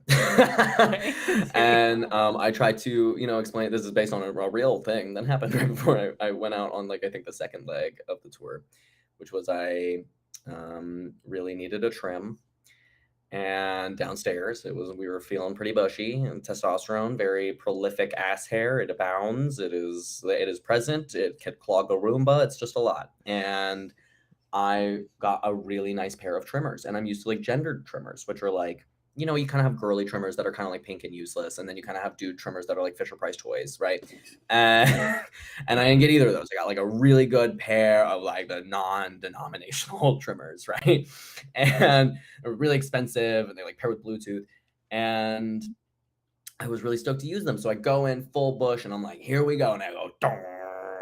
And then I'm like, oh my god, that was a mistake. Okay, now I have to fix the mistake that I just made because I like trimmed too close to, I flew too close to the sun, right? And so then I'm like trying to fix it, and I'm like doing too much. You're doing a little like fade on your thighs because where does it begin? Where does it end? I don't know. And eventually I like look in the mirror and I just go, oh my god, I just gave my vagina a Hitler mustache. And obviously I was going to take it off because we can't be walking around with like a clitler, if you will. So we were going to take it off, right? And then I was like, maybe we keep it just for a little while. Maybe we keep it, just in case they start doing like genital inspections on trans people, right? Because then they'll drop my trousers and they'll just be like, I don't know, maybe he's an ally, And I call it the clitler bit, and the clitler bit like it really works for like everyone. Really, I'm like shocked that like people love that joke as much as they do. But I do love to tell it, and it's just a real one. Like it's just like a real joke that was like born out of truth in some ways, and it just feels so ridiculous. And like, yeah, I'd say that's the surprise joke of this tour in some ways to me. Yeah, it's pretty surprising, and also surprisingly topical at the same time. Indeed. Yeah. So what was it that got you to comedy? You mentioned some of the jobs that you've done in the past. Like, what got you into doing comedy? Theater kid background, very classic queer in theater pipeline. Loved it. I really did. And like I stopped acting when I came out, essentially, because I didn't want to. I was already really struggling with getting misgendered all the time, and I just didn't want to give people more opportunities to do that, especially because I was like really struggling in being cast in women's roles all the time, and that feeling uncomfortable. And so I went into writing and direction, which I loved. And then I moved away from West Virginia. I moved away from my community that I had to kind of do a lot of that creative work. And I tried to grow up and get a real job and say, I was just like, well, all those dreams of being like an actor or a movie star. I'm just like, grow up, kid. That's never going to happen, And I really tried. And, just kind of couldn't let it go, and I was really miserable. And I desperately wanted to do some sort of performance thing. I like had the itch for it, and I was a big comedy fan. I had never considered myself like for it. I never thought I could do it myself, but I loved stand up and grew up on Whose Line Is It Anyway and MASH, and so grew up on really great comedy classics, and like was a big Dave Chappelle fan, frankly. I loved his specials. I thought he was such a brilliant writer. And then like it was kind of back to back. Like he just started coming out with really aggressive and negative content about trans people. And it wasn't that creative.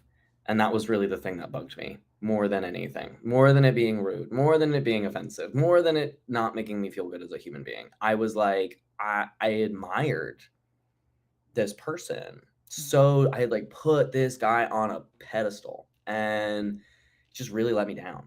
you know? And like, I just felt like my life is so ridiculous. Like every day, my life is ridiculous. Like, I'm sure you have plenty of a crazy story of like, this person said this crazy thing, or like this prosthetic fell out of my blah, blah, blah, or like, you know, like whatever. Right. And we all have these stories. And like the fact that this brilliant man could not find a single like funny thing in the ridiculousness of my like lived experiences was just so like disappointing. And I was like, "Pff, I could write a better trans joke than that." And like, as brash and like insane and brazen and like egotistical as it is to be like, I could write a better joke than Dave Chappelle.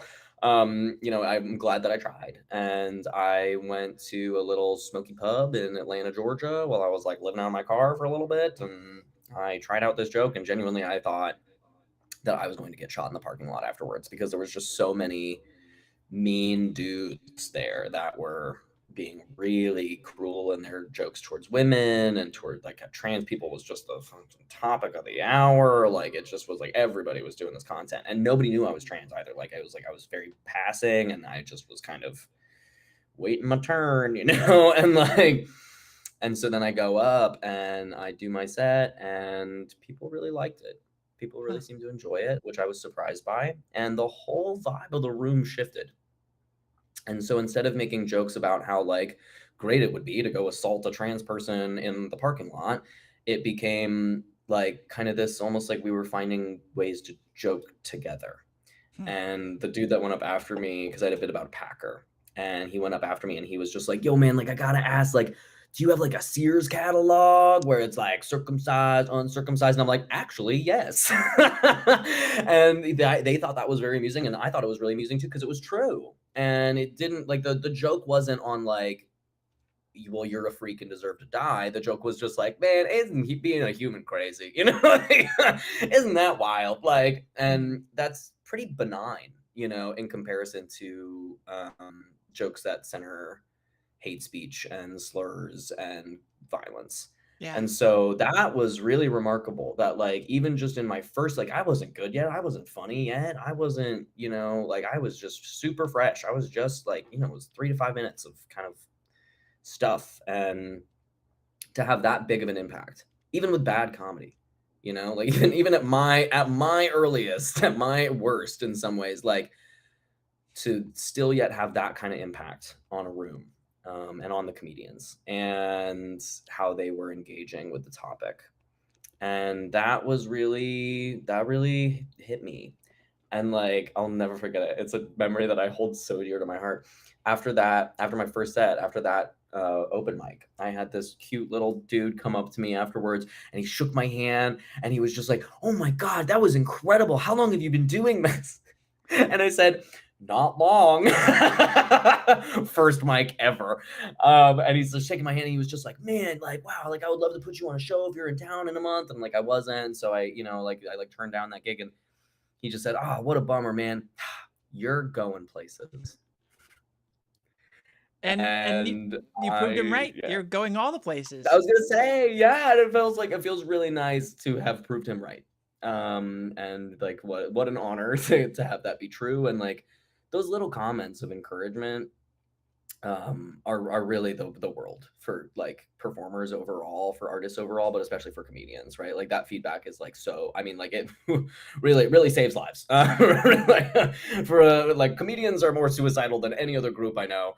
And those little comments save lives. And so getting that in kind of my first moment of trying it on for size, it like really stuck with me, and it really meant a lot to me. And like, I wish I knew who that dude was. I wish I had his name. I wish I could go back and thank him, but like, I don't know anything about him. I just know that he was there that one night, and really made an impact on me. And yeah, that's kind of like how I got into it. And I just kind of kept going from there, and really tried to go out to mics and shows like every single week, and was you know, really tried to do it as kind of like an exercise, like going to the gym and getting stronger. And I just fell in love with it. And so now even like the grind of like a, you know, shitty smoky pub late at night, and there's nobody there, and like I kind of love that. I kind of love it. It's kind of like lifting a heavy weight and feeling like, oh, I just did that, like I just like did that move I always wanted to do, and like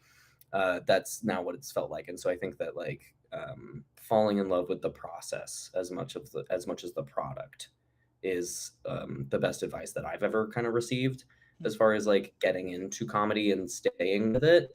And I think that's probably true about almost any craft, is like if you can figure out a way to fall in love with the process of it, even like the annoying, frustrating, difficult parts of it, that is kind of the key to success in it, because that's going to keep you the most like resilient. The political environment has shifted significantly. It seemed, it's just ramped up to this ridiculous level. They spent billions of dollars on anti-trans ads. Texas, I think you said, had because you do little like news segments in under 30 seconds. Texas has put forth over 145 anti-trans bills this year.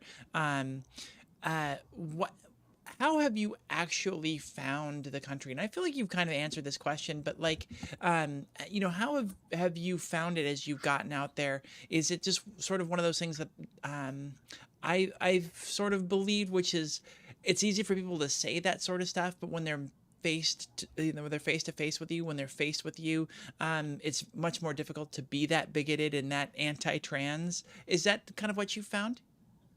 Yeah, totally. I'd say that and also like I have just been shocked at how receptive people are.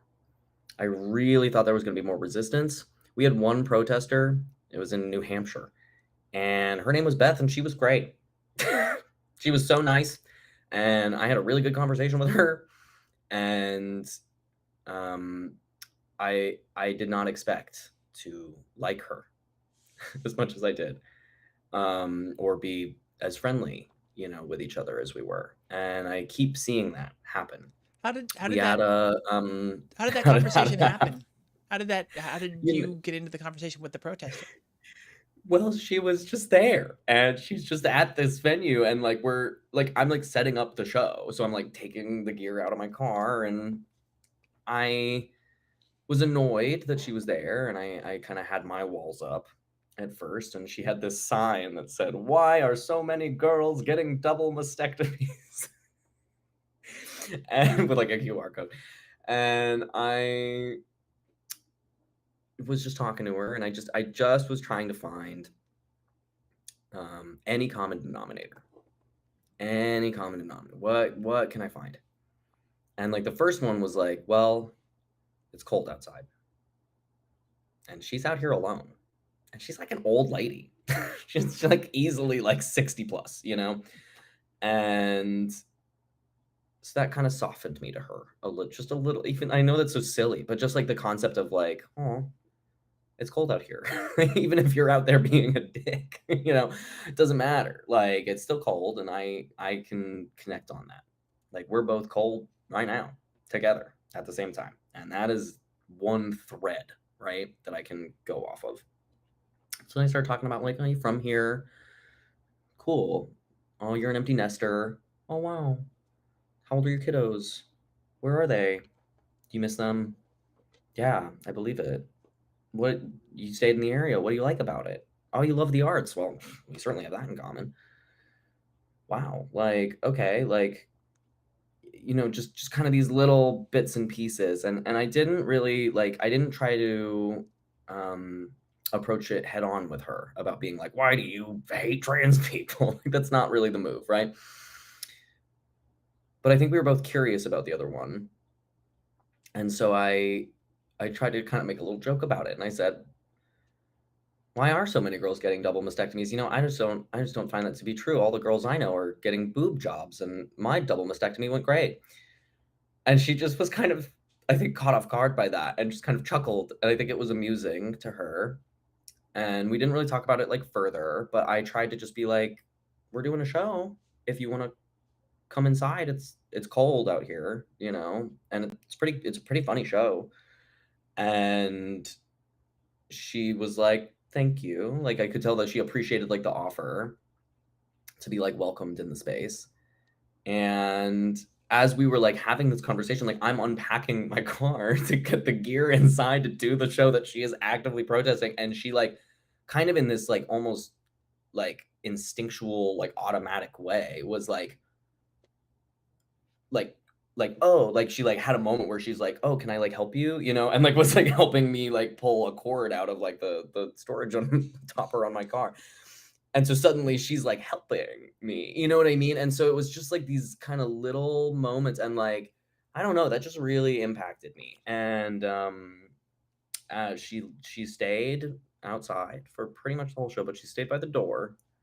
She just kind of listened, and then she left about 10 minutes into my set and followed me on Instagram afterwards. And it sent me a little message saying like, you were such a lovely young man, it was great to meet you. And like it's just not what I would have expected, you know what I mean? Like it really was like a different experience. And like similarly, we had in Vermont, we had a Republican like representative of the House, like Republican House rep, come to the show, and he didn't even know that he's just a comedy fan, and we were at a comedy club, and so he was just like, this is my regular Saturday activity or whatever, and he stayed for the whole show. He laughed. He was a great sense of humor, and came up to me afterwards and just was really sincere about like, you know, what can we do across the aisle to like better protect our trans neighbors? Like, this was so good. This was so funny. Like, I'm so annoyed at the way this country is turning. Like, I'm a veteran, you know, I'm a Republican for these reasons. And I just hate that we're focusing on this to tear people down instead of try to like lift people up. And, you know, working so hard on the other side of the aisle too, to kind of keep pushing the fulcrum back over, you know, to the center a little bit. And like that really was impactful to me too. And so I think that what I have found time and time and time again in front of like all these audiences and all these people, and even just, you know, outside of the show and getting to travel around the country, is like, oh, I know that I don't want them to believe that negative propaganda about me. I know that that's lies. I know that I'm not a violent extremist, like a terrorist. I know that I'm not mutilating children, or that me, myself, as a child was not mutilated by having someone help me understand my identity. And all of that I know to not be true about me. And that's the propaganda they get. So why am I so willing to believe the propaganda about them, of them being nothing but hateful and nothing but just racist, bigoted, sexist, terrible people that want to ban abortions and like, you know what I mean? Like, it's like, clearly that's all pretty, like there's reasons for that, right? Like there's reasons that we like have those kind of claims about like this party right now. And I think that the Trump administration is atrocious, right? And so like that, a lot of that needs to be said, because that is indeed what it's based in. However, and I think that individual, yeah, so I think much. part of it is, you know, the divide and conquer, right? And if this narrative is created that the people that are anti-trans are unapproachable, you can't talk to them, you can't have a conversation with them, you can't sway them in any way. If that's the narrative, then that keeps us from having these conversations that actually bridge that. Bingo. And like I just really do believe that like I would so much rather prefer an imperfect ally over like kind of almost anything else in some ways, you know, when I'm talking to somebody that I don't agree with. Like if I can get to that point where we agree on something, like that is such a win right now in such a divided time in our country. And like I understand that like we want to do better and we should be holding each other accountable to things, and that obviously there's a more graceful way to say something, and that it's quite easy, you know, to do harm without intending it. That being said, like right now in this moment of like, as we are actively descending into very violent, very scary, very fascist government, I will take the imperfect ally. I will take the one baby step in the right direction, as much as it can be frustrating to do, you know, and that education takes time and is labor and is really hard to ask of people. Like, no, we don't deserve to be here. Also, if grandma can't like gender me correctly, like, but is able to kind of like acknowledge that like trans people are people and they're not harming other people, like that's a baby step, right? Like I will take that. And I can take that next step too, you know, with them. And I think that that's been like a really powerful thing for me. And also just like, I've been really surprised at the number of people that are so willing to change their mind. And to be able to kind of be present with it. I've had a number of good old yeehaw cowboys in the Dakotas and in the South come up to me and tell me like, wow, young man, you gave me a lot to think about. I never thought about it that way. That's just a couple minutes of laughing together. If we can like get that much done, you know, by being civil for that little amount of time, like imagine if we could kind of expand our resilience and our capacity, you know, for that patience for each other, to be able to have more of those conversations. Like what good could we do for our community, you know? And I think that that's been really lovely. So I did this tour out of spite. I did this tour, you know, and started it in a place of spitefulness and of kind of anger and of wanting some justice for my community, and to have the last laugh, you know.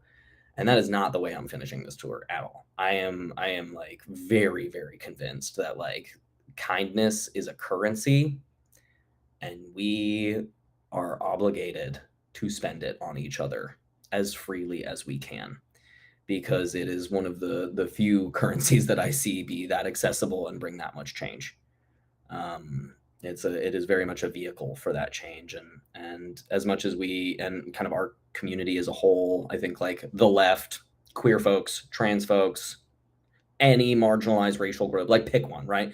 As much as every single one of those groups and every single one of those people has every right to be as outraged and hurt as we are right now. That hurt and kind of extending that out onto other people, it really is not going to get us anywhere. But patience and like that compassion, as much as that sounds so hokey, it really does. Like I really do see it shift with people. They will like mirror that behavior a lot more easily. And yeah, started this out of spite. I'm kind of ending it way more proud and like honored to be of this country than I ever have been. I'm so proud of like, obviously I don't love America's like history and how we like got to be here. Obviously this is like a place that's founded on a lot of really problematic behavior. That being said, like to me, like the concept of like my national identity, my regional identity, like that is really profound to me now, because it means that I am of a group that I really value. I'm of a group that I really respect. There's so many great people in this country. So many lovely people that are just being so kind and so giving and really wonderful community builders and great artists and great cooks and just like hard workers, man, hard workers. And I am so honored to be of that community. And I think that the right, the Republicans, the Trump administration, they don't get to have patriotism. They don't get to have it. It can't be just be theirs. We belong here, right? And like it's ours too. Like that level, that pride is like ours to also have. And I think that that is like an important lesson that I've like gotten on this journey as well, of like being able to kind of like take up space and being able to claim something and trying to change something that we've seen be deeply problematic, right? Into something that's just maybe 1%, just 1% better. Yeah. Because maybe someone else can come along and make it 1% better too, you know? And suddenly that really starts to add up. But if we all just give up and we're all just in despair, that's not gonna happen. Yeah, that's very beautiful, and a couple great sound clips, sound bites. I can't wait to post those and send those off to you, because I think you articulated some things very beautifully there. So can't wait to do that. I'm going to end with an audience question that came up a little while ago. So it's going to sound a little bit out of left field. Did you work with any teaching theaters in your days? Teaching theaters. I imagine they're like asking about like for like the tour. Did we work with any like theaters that do workshops, or I like think did it was we back in your like? acting days, if you worked with teaching theaters, and they were saying that I'm sure you know what I mean, but apparently you don't. So maybe Bleeding Heart Comedy if you want to expound on that, add a little bit Call me more. Bleeding Heart. That's a good question. I am hoping I'm answering it in the right way. The answer is no, not exactly. I started with a college theater troupe called the Rude Mechanicals at Shepherd University. At the time was Shepherd College.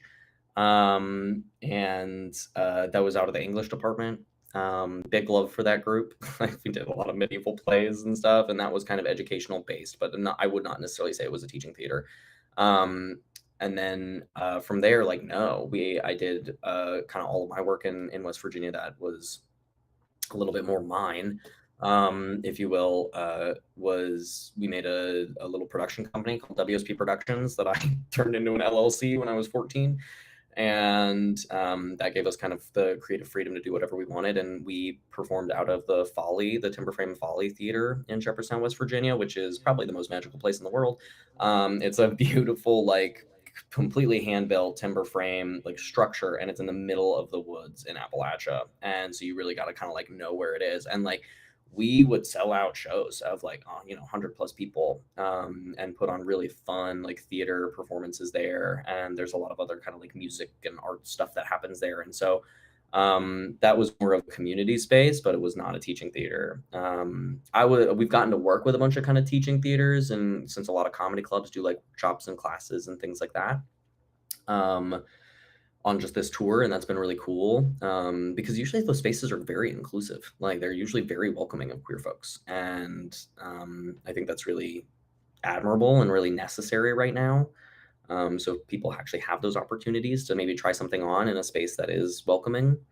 I mean, even just the show that we had in Austin, Texas, with that Cold Town Comedy Theater, pride flags out the wazoo. They have a bunch of really awesome classes and workshops. A lot of the people that work there are queer and trans. Like, we love to see that, right? That's amazing. So to be able to kind of be in the industry and also be a safe haven has been really cool. So I did not when I was kind of in my acting days. I totally would now, love to see it in the comedy world. But yeah, my stuff was a little bit like quite literally in the grass, in the roots. It was an outdoor theater. Does not get much more grassroots than that. But yeah, I'd say that was my background in it. All right. Well, I think I have to let it lie there. This has been wonderful. Thank you so much, Ren, for coming on and sharing your story, and for doing this tour and talking about it. It's been wonderful having you. Oh my God, thank you so much for letting me be here and take up your time, and let me get to kind of talk about stuff. I can talk about this stuff all day, and so super appreciate the space, and also appreciate you creating this platform for everybody to kind of get to share their stories and stuff. It is meaningful, and it like really does mean a lot to people, and so thank you for letting me be a part of it. Yeah, and let us know when Here to Pee goes global. I want to see you. We'll see, fam. I mean, I don't know. The UK seems to be really into like Australia. We've gotten more press in Australia than we've gotten in the States. Wow. For this tour.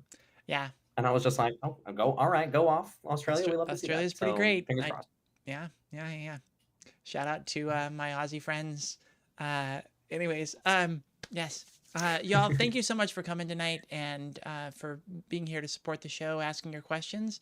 And we will see you very soon. We'll see you on actually tomorrow for Creative Block at 3 p.m. Pacific. So I'll be on there. Maybe Ashley will come join me again. Maybe we'll get Rich on. We'll see. We'll do we do fun stuff on that one. And yeah, we'll see you tomorrow. Bye, y'all.